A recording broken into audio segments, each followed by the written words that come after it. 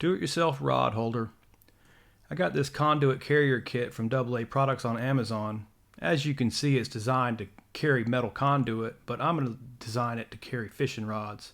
I did 2 coats of this Rust-Oleum 2x Ultra Cover, and I did 1 coat of the truck bed liner. Notice the extendable painter's pole I've got running through the pipe.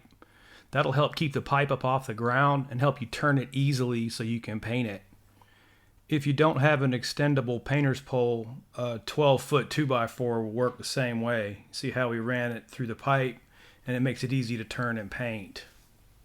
So once you get your pipe set up on the sawhorse properly, make sure you purple primer the entire surface of the pipe.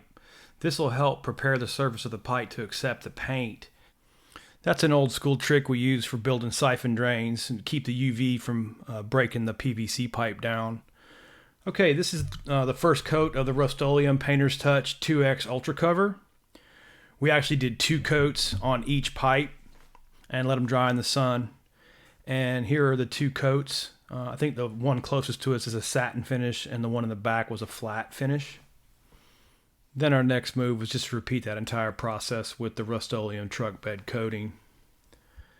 The truck bed coating adds nice texture to the pipe. It's kind of hard to see in this shot, but you can see how we use the 2x4s to make this process easier. Then we added a little black silicone to our end caps to waterproof the whole system there. And we did pre-drill some holes with a 1/16 of an inch bit to make sure we didn't split our pipe. There you can see the texture of that truck bed coating really well. I really like how that turned out. We also pulled the 2x4 back a little bit to give us access to the end cap, make it easier to drill and work on. And we wiped out the excess silicone. You will need to use silicone because it's not a super tight fit, and there will be 8 screws.